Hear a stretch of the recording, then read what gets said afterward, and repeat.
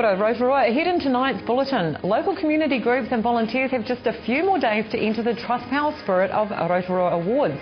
More FM presenters Andy George and Dave Ward are fundraising tomorrow for Kids Can. And local long-distance swimmer Pam Dixon is training hard for her attempt at the English Channel next year. Local community groups and volunteers have just a few more days to ensure they are part of Rotorua's biggest celebration of the city's volunteers. Entries for the Trustpower Spirit of Rotorua Awards close at 5 p.m. this Friday. The awards, run in association with the Rotorua District Council, recognise and reward voluntary groups and organisations for the outstanding contributions they make to their communities. Trustpower Community Relations Representative Teresa Partridge says she's hoping for a last-minute rush in entries. So we've got 30 entries covering quite a good range of groups at the moment, but we normally get around 55, 60 groups, and there's hundreds out there. Yeah. So yeah, I think there'll be 46 last year, which is still a pretty good number. Absolutely. I think there'll be a last-minute rush of those groups coming through. Children living in poverty are set to benefit from extra funds, but only if Rotorua radio personalities Andy George and Dave Ward are any good at kicking a rugby ball over the posts. The kick-off for charity will be staged at the Rotorua International Stadium tomorrow. The More FM presenters will kick 25 conversions each tomorrow to raise funds for Kids Can, with money being donated for each successful conversion. The event is being held as part of More FM's annual More Day fundraiser, with locals asked to sponsor the duo $1 per successful kick. Mr George says he chose the kick-off idea because the rugby was so big at the moment, with the Bay of Plenty Steamers midway through the ITM Cup campaign. All money raised goes towards Kids Can, a charity which aims to support the 270,000 New Zealand children living in poverty. The charity meets the physical and nutritional needs of the underprivileged Kiwi kids so they can be more engaged in their education and have a better chance of reaching their potential. People are welcome to go down to the stadium to watch the pair kick off. And to pledge your financial support, contact Mr George or Mr Ward at More FM.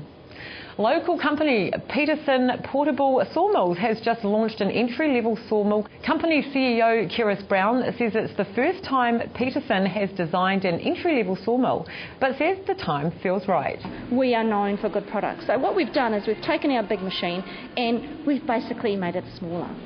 Still strong, gutsy, reliable motors, but it's something that the backyard guy can afford. Well, it basically can take a 3-foot diameter log and slice it into boards. 2 tracks sit on the ground around the log, the machine sits over the top, goes down one way, the blade flips up, comes back, and your board's free.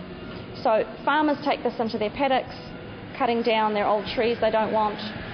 Guys have these in their backyards, buying the oversized logs that the commercial plants can't deal with.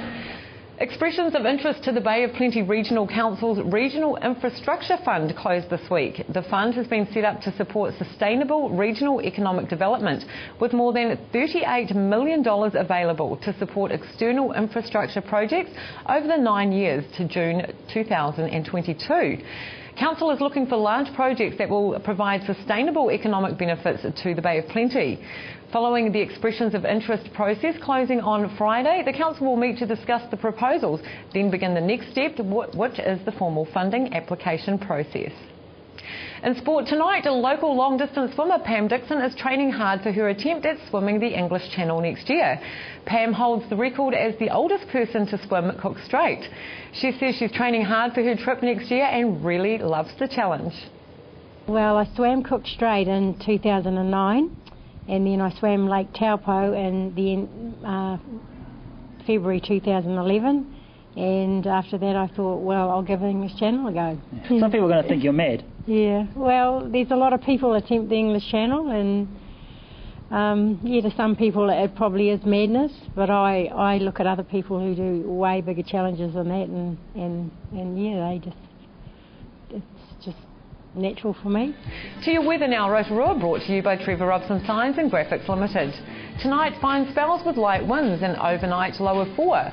Tomorrow, Thursday, fine with morning cloud. Southeasterlies developing with a high of 14 and a low of 2. The outlook for Friday, fine with morning frost, light winds, a high of 13 and a low of -1. Marine forecast for Lake Rotorua becoming southeast 10 knots in the morning, rising to 15 knots in the afternoon. Waves less than half a metre, fine apart from morning cloud. And hey, don't forget for program listings and other info, check out our website at tvrotorua.co.nz. And while you're there to see what's on in our city, go to upcoming events. Still to come in tonight's program, Wayne Douglas is at the Aquatic Centre to find out about the new school holiday program. Alan Solomon talks to real estate agent John Bellaby, and we meet neighbour in our community, Anne Marie Shoup.